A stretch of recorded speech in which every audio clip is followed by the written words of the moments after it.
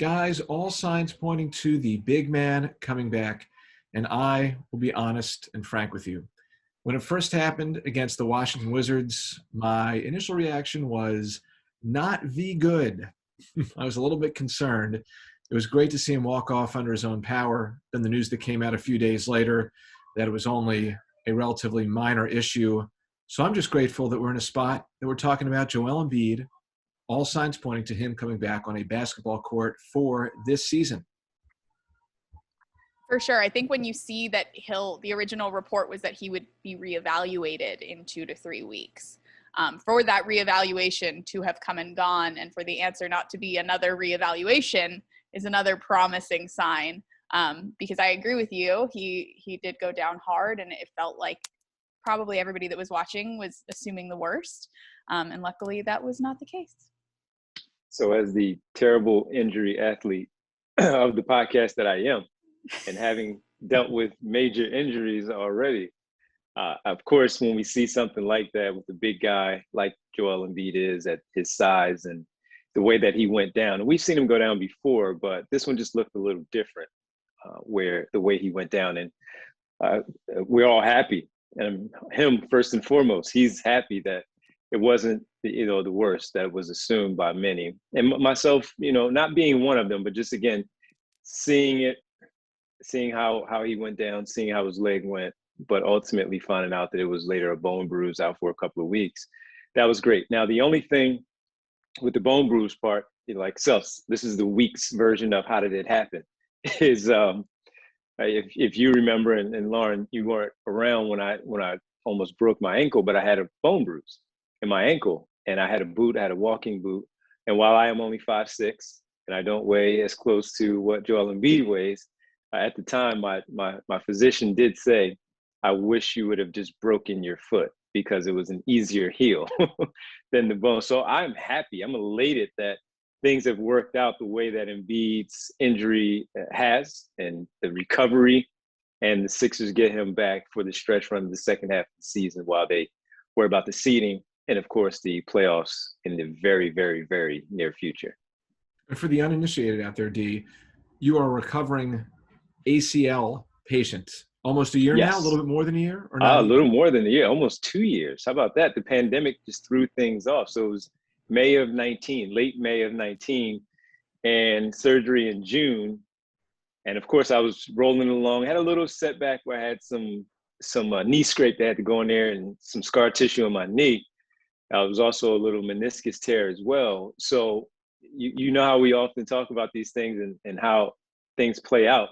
And we never really know what the injuries are, but now I know. So bone bruise and ACL tear that I did suffer, a full tear, by the way, complete tear. That, I did fear a little bit when I saw him go down the way he did, because mine, while it was contact, it wasn't anything that I did. Someone ran into my knee. And the same thing with Embiid and how his knee buckled the way that it did, hyperextension. So that was great. And just happy that he's good. And yes, I should be able to play ball soon. So Joel and I will be back out there on the floor. Last time I was out there on the floor with them was with Furkan Korkmaz. He and I had a shootout. So that was it. That's right. I forgot about that. Yeah. Uh-huh. Yeah. Tremendous. There are no locker rooms in the traditional sense this season. There are only Zoom rooms. And Lauren, you are in all of them with the 76ers when they speak. Why don't you bring us up to speed on what we know at this point in time? We're taping on Thursday, April 1st. What do we know at this point in time about Joel Embiid, what Doc has said he's been up to, and how the Sixers feel he's doing? Well, what we know for sure is that they're all going to be thrilled to have him back whenever he can come back, and that they're proud of what they've been able to do in his absence. We, of course, are taping this prior to Thursday night's game in Cleveland, but 3-2 on the road trip to start, 3 quality wins. That win that was the night before the road trip started at home. They've really made the most of what looked like it could be a pretty treacherous week and a half or 2 weeks away from home. So I think the combination of coming home and potentially having Joel be waiting for them at home is really exciting to this group.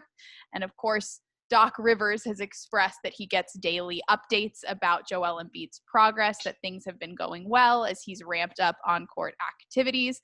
And we'll have to see exactly how ramped up those activities have been when the team is back for its back-to-back on Saturday and Sunday. Yeah, I think if there's any guy in the league, for better or worse, who knows how to return from an injury, it's Joel Embiid. And I probably should have looked up, do some research for the purposes of this episode of the Deep Dive, games of note for Joel coming back off of injury absences. But the first one that actually comes to mind was the game against Detroit last year at the center right before the shutdown. When he came back, he didn't play during the West Coast trip, and he went out there against the Pistons and had a fantastic game. But he's a guy who's been through this before, and incredibly, it seems like more often than not, at least for what my gut is telling me, it seems like he really doesn't show that much rust. Yeah, I was about to say the exact same thing. No rust. He typically comes back and has a big performance. So maybe that's something that we can prepare ourselves for when he does finally get back on the floor, whether it's this weekend or starting next week. He definitely goes out there and shows that he's ready to go. If I know Joel Embiid, like you two do as well, and the listeners, the viewers, is that he's been wanting to get back out there on the floor. So he's chomping at the bit. And if it is against Minnesota and Karl Anthony Towns, or if it is against Jonas Valanciunas and the Memphis Grizzlies, he definitely performs well against them. So I think that where the team is right now, definitely keeping their head way above water since in his absence. And now with him coming back, he's ready to go. And I expect a big performance from him. And whether there's minute restrictions or not, when he's out there, you know he's going to try to show that, hey, this injury may have shut me down for a little bit, but it didn't change who I am. And that is, of course, still him understanding what's going on around the NBA, that I am still the MVP of this NBA. We're going to get into that, whether or not Joel Embiid still has as good of an MVP chance as he did before the injury, and also exactly what his return means. But before we go too far down that path, I wanted to ask you guys, how do you think the Sixers have fared in his absence? And I'm taking that post-AllStar break in its totality, because he had to miss the first game back due to health and safety protocols.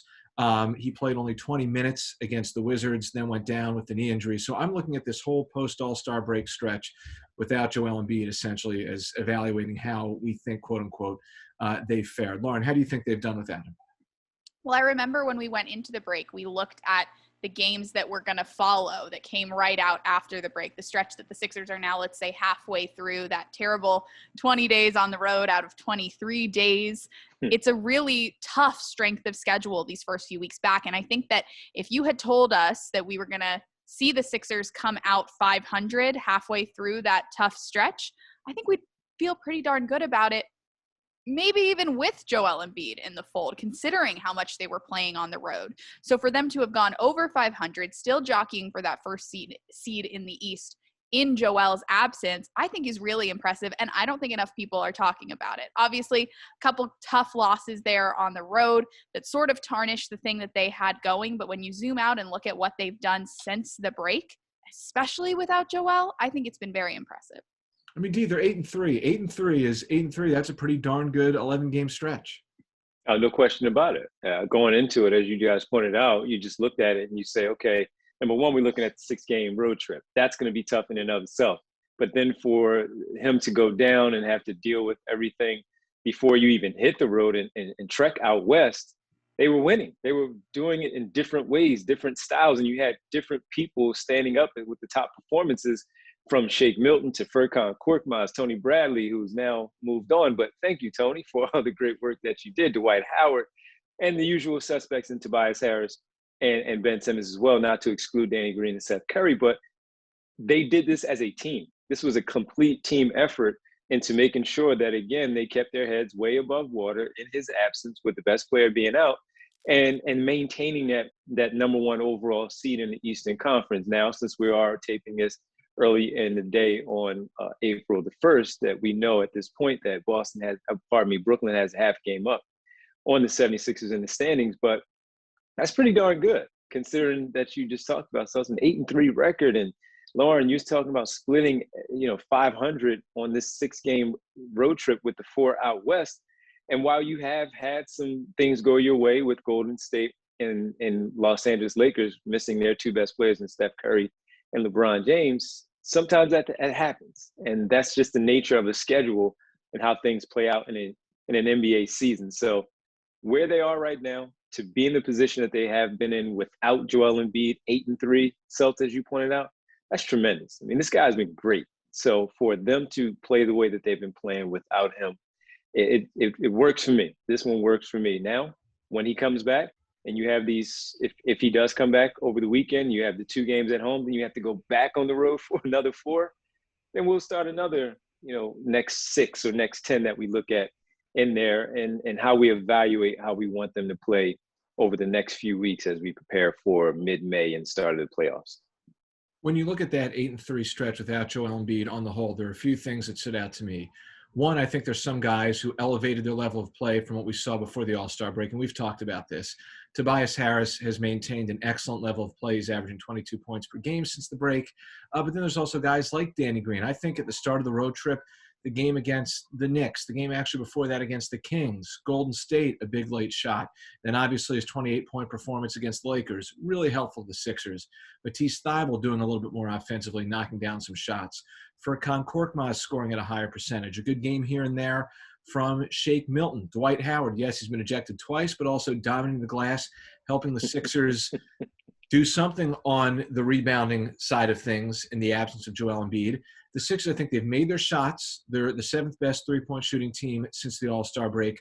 But the biggest thing is, and this was something that Doc Rivers was hoping to be part of the team's identity going back to the beginning of the season, and what he thinks will ultimately help win them a title. I think Daryl Morey would say the same thing too.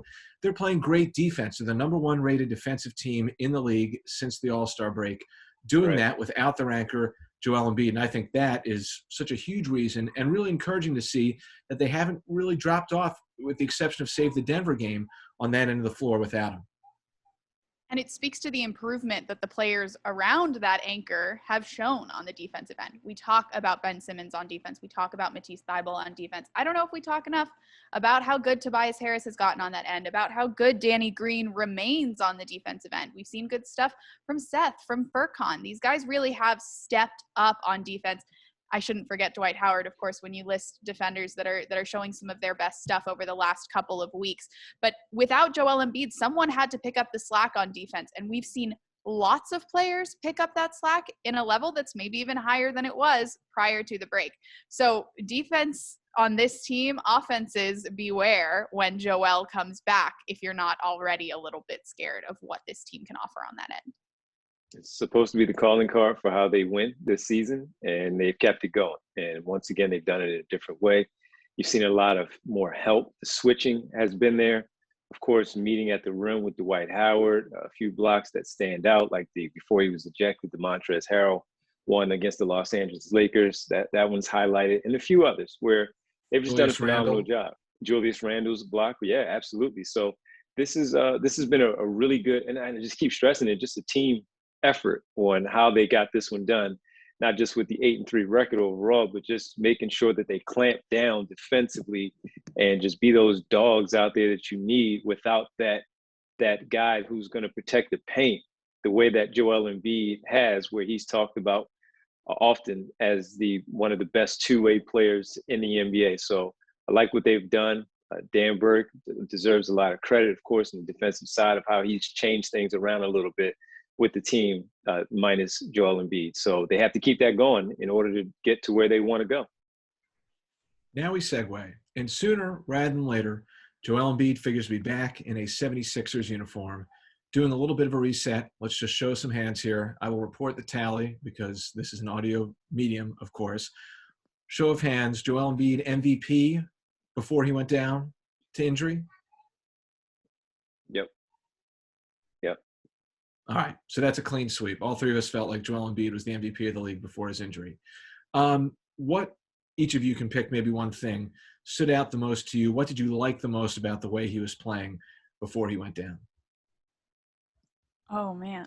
What didn't I like about the way he was playing before he went down? Probably the best answer. To me, I think I might have to take a page out of Tobias Harris and Ben Simmons' book here, just the mentality that Joel has brought, because I don't know that he necessarily has played that much better objectively. I think he's done it for longer on a more consistent basis, and that's what's making him so dominant. And that's just the commitment that he made earlier in the season or prior to the season to dominate on a nightly basis for as many minutes as he's out there. His teammates have noticed. His teammates appreciate him for it. So to me, it has to just be that sustained intensity. We're used to seeing moments of greatness from Joel Embiid. We've seen multiple games of sustained greatness from Joel Embiid, and that's what was so exciting for me to watch in that first half of the season.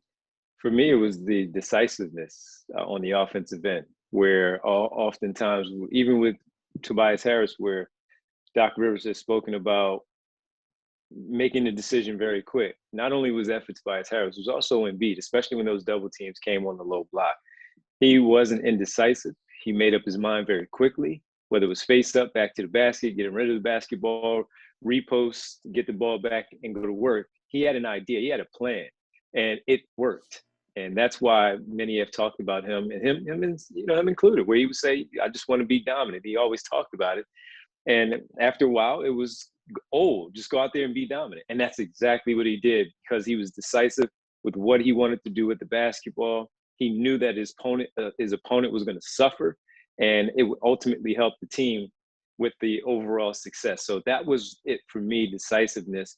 And everything, just as we talked about the defense and what it does, everything from the offensive end just went right back down the other end of the floor and just helped out right there, because he knew confidence-wise that he knew who he was. He knew what type of player he was, and he knew no one can do anything with him on either end of the floor. You want to come down here and get this work? Come on down. You want to bring the ball in here and get it blocked? Come on through. And that's what I loved about what we saw from him in the first half, which what had me choose him as the first half of the season went on. I didn't have him there first, but his level of play just kept going. And that's why I had him as the MVP in the first half of the season. And it was so much fun seeing him rise to the occasion, especially in high-profile games, and see that narrative pick up, particularly on a national level. There was that string of nationally televised games right before the All-Star break where you heard the crew on TNT and ESPN start mentioning and really pushing the idea of Joel and recognizing just how great he had been during the first half of the season and referencing him as an MVP candidate, which I thought was totally well-deserved. Agree with both of you guys, just the holistic essence surrounding Embiid in the first half of the season. I'm terrified to make this reference because I realize I might date myself, which is really frightening. It was like the Austin Powers, where he's searching for his mojo. He's looking for the mojo. I felt last year was whatever number Austin Powers it was for Joel Embiid, where he's searching for his mojo. I think that might have been the one when Goldfinger took the mojo. I can't remember. I don't know if I'm right on that. Someone can correct me if I'm wrong. I love the franchise, so keep going. Yeah, it was like last year Joel was, or maybe this offseason, it was the pursuit of the mojo for Joel, and now he's got it back. He is a superpower once again. And I think, to me, one thing that, if I'm looking at tangible things that he brought to the Sixers that obviously they haven't quite had as much of in his absence, is the threat he presented of always being able to get to the free throw line and making his shots there. It should be the surprise of no one that the Sixers' free throws collectively made and attempted have dropped into the bottom third of the league with Joel Embiid being out. And that makes him all the more dangerous to me, that you can count on him late in the game, clutch spot to get to the line, do his thing. I think it's just one of the many, many critical factors that Joel Embiid brings to the table. And there was no doubt that he was probably the best player in the league at the time that he went out. If he's coming back, the Sixers say it is going to be for the long haul. I liked hearing this from Doc Rivers before one of the 76ers' recent games, that their philosophy organizationally is that they're not going to bring Joel Embiid back to play a game here, rest him there, another couple games, give him some more rest. When they bring Joel back, it's going to be for what they hope is a sustained stretch moving forward. And I think that if you're a fan, that's exactly what you want to hear. No doubt about it, especially as fans start to trickle back into the arena. I think they'll be thrilled to be able to get a little bit of Joel Embiid in their lives as they get a little bit more basketball in their lives. And then for fans watching at home, as we have been while the team has been on the road, it'll be a pleasure to watch him continue this run if he's able to come back at full strength the way that he was prior to the break. And like you said, Seltz, all indicators say that when he does come back, it will be because he is ready and because he is prepared to meet the moment and to meet the upcoming series of moments, let's rather say. I'm looking forward to it as a fan of his, and I know a lot of people are as well. Well, Lauren, you know that he would want to see those fans too. So it goes both ways with the interaction there. So yeah, that's great to hear because typically we feel like they slow walk these things and get them back and allow them to get their legs, no pun intended, underneath them and give them that necessary work to get themselves back. But there's nothing like just getting back out there and getting into a game to get back into basketball shape and get ready for the speed of the game. There's no practice that can can do anything for that. So that's great to hear. I hope that is the plan. And if that's the case, then back to backs and everything, I'm here for it because while as good as they are or have been without him, they're certainly at their best when he's out there on the floor, and they are a treat to watch when he's out there. As we begin, guys, to bring this conversation about Joel and his return full circle, we talked about the MVP push. I think that is such a big storyline still for his season. With him not being out there, there'll be some people who debate whether or not he'll have played the requisite number of minutes or games to qualify for the MVP award. I also think, and this isn't something that, again, should catch people off guard, by him not playing, it's allowed other guys to creep into the MVP narrative, whether it's a player doing it himself, like the guy in Brooklyn, or someone like Nikola Jokic, who continues to go out there and very workmanlike put together a terrific season. Do we think Joel can get back in the MVP conversation? Did he ever really leave? I think he can get back into the conversation. I do think that, according to the people that make the rankings, he did leave during this time to get healthy. I think it's interesting that LeBron James hasn't left the conversation out for a similar amount of time. I don't know what's going on there. I'm sure Joel doesn't know what's going on there. I'm sure Joel will want to be back in the conversation. So I look forward to seeing him play himself back into the conversation. I would be surprised if he did not. I believe he will play himself back into the conversation. And I also think it makes for a great conversation because when we look at what all NBA centers are going to be, it's always in the last couple of years, Jokic, Embiid, and Gobert, right? So when we talk about that, and however they finagle things with Anthony Davis and Karl Anthony Towns too, but it's really those three guys. And while Embiid has been injured before that, it was the 6 games, so he qualified technically, and he was the leader for all of us. He was solely there. And now, again, if he puts up the numbers and he comes back and they maintain where they are, he's certainly going to be in the conversation. As great as James Harden has been in Brooklyn, it's kind of tough because of the way he handled things with Houston. Do you want to reward something like that, even though he's playing phenomenal basketball, but Yes. as a purist of the game, wherever he ended up, it's just the way that it went, it wasn't great. And I think we forgot two, Seltz, the one guy in Portland who was often left out. And the fact that they may not want to. Charged. He's been amazing. He's been fantastic. And then the guy in Milwaukee who you don't maybe not want to mention it, but they're still right there in the thick of things in the East. And his numbers are great again. And typically guys don't win 3 consecutive MVPs, but race. And I can't wait to see how Embiid now responds to all of this with people maybe changing their minds if he's the MVP or not. I mean, James Harden's already come out and said that, oh, I am the MVP. So there you go, right? There you go. Well, the Sixers now have the best sales pitchman, if you will, in Daryl Morey when it comes to who should be the MVP, right, Lauren? You talked to him recently, so hey. Yeah, I have a feeling we all know where his loyalties are going to lie on this one. But I do agree. I think the lack of games is something that either voters are going to be able to get past or they're not. And if they don't, I think you have to understand that based on some phenomenal seasons other players have had in recent history with injury absences. But I do think that Joel has come out all season with something to prove. And it's never been that he's the MVP. It's about winning a championship. It's about winning Defensive Player of the Year.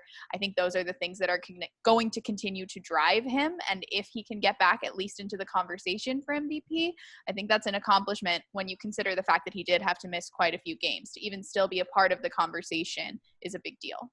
If he is forgotten in his own mind, I would love that going into the postseason. Okay, you forgot. Now let me show you. Let me make up for those 15 games that I missed with this run that I'm going to make through the Eastern Conference playoffs. Let me make up for it, and then you'll have that. So that's my thinking there. It's been a Along with successful business Tobias model. Harris, right, right, for the AllStar thing. I was going to say it's been a successful business model for LeBron James, who's pretty consistently overlooked for MVP and then consistently finds himself in the finals Sure. not necessarily as a result, but those things tend to happen with him, and he's made quite a living off of it. I like it. I do think it's going to make for great chatter on your show, Devon, on 97.5, certainly on the local level. Can Joel Embiid get back in the thick of the hunt for the MVP? National level, you know, all the talk shows, First Take, Up First this, then that, whatever it is. They're all going to be talking about it. But I think the biggest storyline is, will the 76ers be able to take this stretch that they've had for a couple weeks without Joel Embiid, during which they've gone on a really nice clip, and apply that to his return and ultimately emerge as a more cohesive, well-rounded team? They at some point have George Hill coming into the mix, you would think, some point sooner rather than later. So do we think the Sixers, at the end of the day, could be in some ways better for having had to play a stretch without Joel Embiid and figure some things out without him? I think they would say that they are. I think they've been saying that all along. When you listen to their media post-game, win or loss, they've talked about how much they've learned in his absence, how guys have stepped up across the roster, whether it's a Tobias taking over in the fourth quarter or a Furkan forcing overtime. These are experiences that have been really valuable for guys across the roster, and to have been 8-3 throughout the experience that was looked at on the outset as an opportunity to learn more than anything is a huge accomplishment. And hopefully they'll take some of those lessons with them and add an MVP candidate to the pot and create something really cool. There's always something to learn from it. And unfortunately you don't want to, but there is that case. Look, there may be games where he gets in foul trouble, and how do we respond to him missing some time, where we don't want to, lose ground in the first half, or same thing in the second half. And they can just go back to what they did during the time that he missed during these 11 games, maybe 12 games here. So I think it's something that they can definitely learn from. Lauren just mentioned it. They've spoken about it themselves. And I think the coaches as well, seeing how they can maybe tweak things as well when he is not in the game. So sure, you can take from it. And that's why we keep saying this is while you have an MVP candidate, this is a team first and foremost. Well put. Guys, always a pleasure diving deep. Thank you very much. Thank you. Thank you, guys.